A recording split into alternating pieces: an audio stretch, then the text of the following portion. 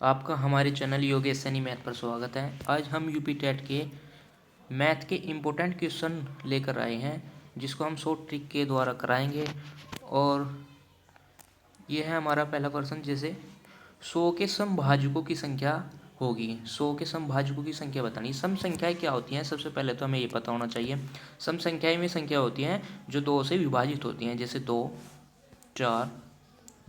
4, 6 इस प्रकार की जो संख्याएं होती हैं में सम संख्याएं होती हैं। और विषम संख्याएं क्या होती हैं, जो 2 से विभाजित नहीं होती हैं। जैसे कि 1, 3, 5, 7, 9 इस प्रकार से।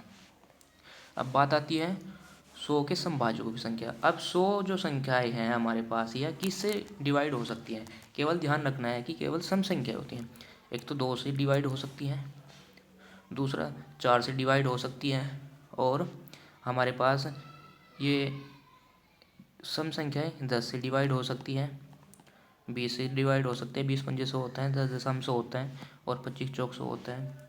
और तीसरा हमारे पास ये संख्याएं 50 से डिवाइड हो सकती हैं, और उसके बाद हमारे 100 से डिवाइड हो सकती हैं। तो कितनी हुई? 1, 2, 3, 4, 5, 6। तो इसका मतलब क्या हुआ? 100 के समभाजकों की संख्या कितनी हुई? 6। हमारा आंसर कितना हुआ? ए, यानी कि 6 आंसर होगा इसका। दूसरा क्या है? 7 और 13 के बीच कितनी परिमेय संख्याएं होंगी। परिमेय संख्याएं क्या होती हैं? जो भिन्न के रूप में होती हैं, यानी P/Q के रूप में। जैसे 2/3 वगैरह इस प्रकार की जो संख्याएं होती हैं परिमेय संख्याएं कहलाती हैं। और वैसे भी दो संख्याओं के बीच अनंत परिमेय संख्याएं होती हैं। यहाँ पे तो फिर भी 7 और 13 बीच में बहुत सारी संख्याएं हैं। इसका मतलब कितना है? अनंत होगा। इसकी कितनी परिमेय संख्या होगी? अनंत परिमेय संख्या होती है। वैसे भी दो अंकों के बीच भी अनंत परिमेय संख्या होती हैं। यदि हमारे पास 7 और 8 ही होता है, इनके बीच भी अनंत परिमेय संख्याएं होती हैं। इसके बाद हमारा क्या आता है? पाई। पाई एक कैसी संख्याएं हैं? पाई एक विषम संख्या है, सम संख्या है, अभाज्य संख्या है, या अपरिमेय संख्या है। पाई एक अपरिमेय संख्या होता है।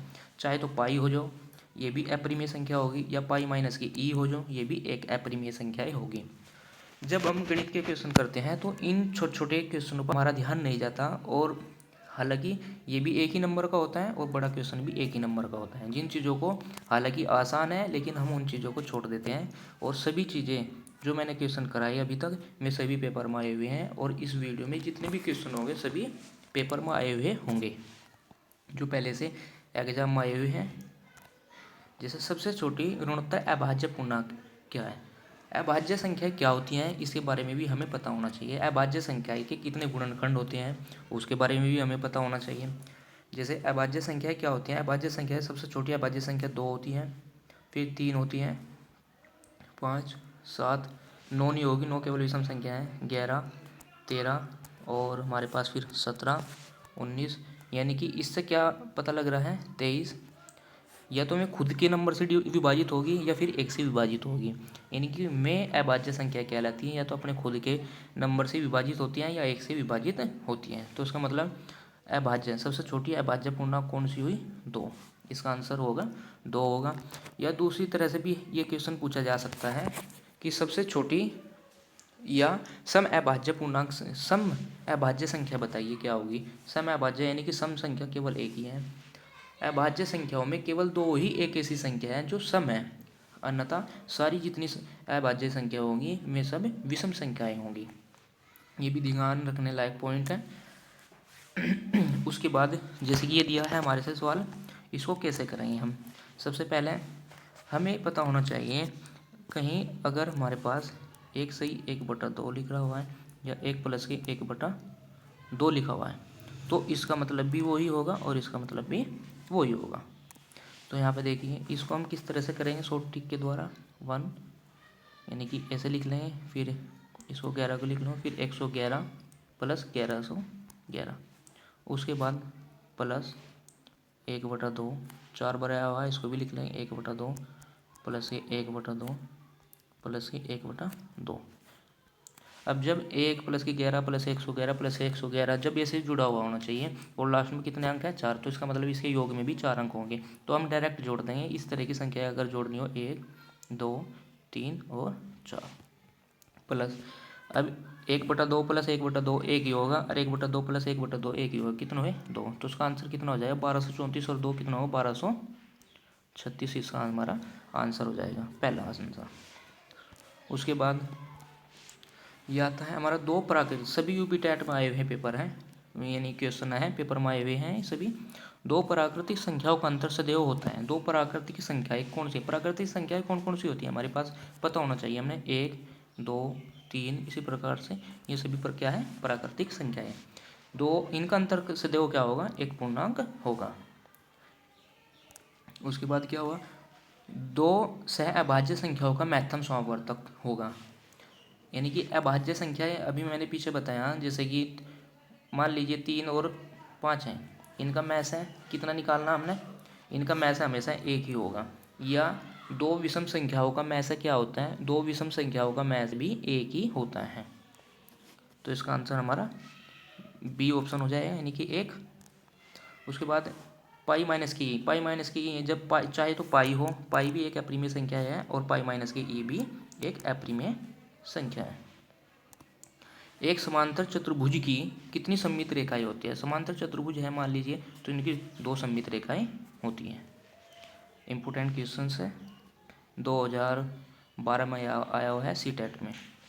वर्त की कितनी सममित रेखाएं होती है, वर्त की कितनी सममित रेखाएं होती है, वर्त की असंख्य अनंत सममित रेखाएं होती हैं। किसी वर्त को दो बिंदुओं पर परिच्छेदित करने वाली सरल रेखा क्या कहलाती है। मान लीजिए कोई ये वर्त है और ये कोई बिंदु है, इसकी पी स्पर्श रेखा यहाँ पे है, ये पी मान लीजिए, और ये कोई रेखा इसको प्रतिच्छेद करती है, तो दो पॉइंटों पर कहलाना प्रतिच्छेद, इसका मतलब वो जो रेखाएं कहलाती हैं वो छेदक रेखा कहलाती है। किसी वर्त को दो बिंदुओं पर प्रतिच्छेद करने वाली रेखाएं क्या कहलाती हैं, सरल रेखा, छेदक रेखा। हम एक त्रिभुज की रचना नहीं कर सकते यदि हमें दिया गया है, एक त्रिभुज बनाने के लिए कम से कम हमारे पास एक भुजा होना आवश्यक है, तभी जाकर हम त्रिभुज की रचनाएं कर सकते हैं। जैसे कि इसमें दिया गया है, यदि हम दो कोण और एक भुजा से, मैं बोला है कि एक भुजा होना जरूरी है, तो इसका मतलब हम त्रिभुज यहाँ बना सकते हैं।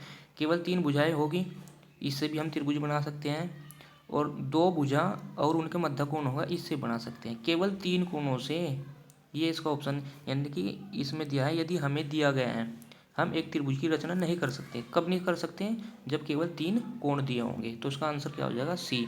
केवल 3 कोणों पर हम त्रिभुज नहीं बना सकते हैं। अगर हम त्रिभुज बना सकते हैं तो ऑप्शन ए और बी और डी के द्वारा हम त्रिभुज बना सकते हैं, लेकिन त्रिभुज सी के द्वारा हम ऑप्शन सी के द्वारा हम त्रिभुज की रचना नहीं कर सकते।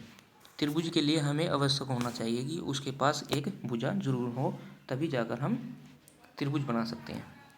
उसके बाद एक त्रिभुजाकार प्रिज्म में कितने शीर्ष होते हैं। एक त्रिभुजाकार प्रिज्म में 6 शीर्ष होते हैं और इसकी 3 फलकें होती हैं। जब 2 फलकें आपस में मिलती हैं तो वहाँ पर एक शीर्ष का निर्माण करती हैं।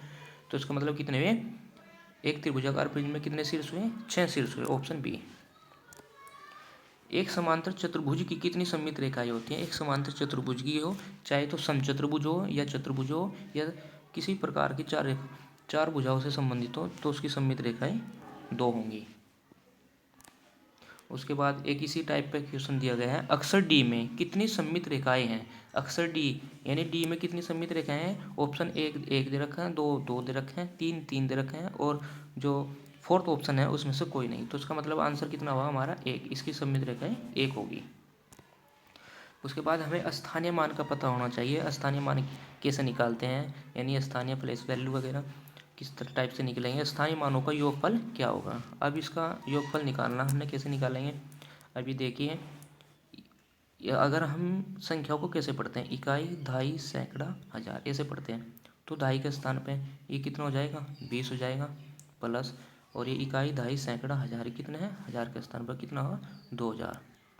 तो इनको जोड़कर कितना हो जाएगा, 20 हो जाएगा, 2020 इसका आंसर आ जाएगा। हमें पता होना चाहिए स्थानीय मान कैसे निकालते हैं और प्लेस वैल्यू कैसे निकालते हैं। अगर इसमें पूछता कि दूसरा क्वेश्चन दे दिया, मान लीजिए ये बोल दिया इसमें, और इसमें बोला 6 का जातीय मान पूछा, फेस वैल्यू, जातीय मान क्या होगा, 6 का जातीय मान यानी कि 6 ही होगा, ऐसे आंसर होगा। अगर इसमें पूछता कि 3 का स्थानीय मान क्या होगा, 3 का स्थानीय मान 30 होगा, क्योंकि दाई के स्थान पे है, दाई 10 ही होती है। तो इस टाइप से हम ये क्वेश्चन कर सकते हैं। अगर आपको हमारी वीडियो अच्छी लगी है तो हमारे चैनल को सब्सक्राइब करें और दूसरों के पास भी इसको शेयर करें। ऐसी ही हमारी दूसरी वीडियो भी आएगी इंपॉर्टेंट क्वेश्चन के साथ केवल यूपी टेट में। हालांकि हमें मैथ पढ़ने के बावजूद भी हमें पता होता है कि हम मैथ में अच्छा स्कोर कर सकते हैं, लेकिन कुछ चीज़ें पढ़ते टाइम हम छोटे छोटे पॉइंट छूट जाते हैं और उन पर हम ध्यान नहीं देते। तो इस कारणवश ये एक ऐसे पॉइंट थे जिनको मतलब हालांकि इतने कठिन भी नहीं थे, आसान थे, लेकिन इन चीज़ों को अगर पेपर में आए कई बार हम भूल जाते हैं और पता नहीं होता कि, या फिर हम कन्फ्यूजन रहते हैं, जैसे डी में सममित रेखाएं या समचतुर्भुज में, इस प्रकार से। धन्यवाद।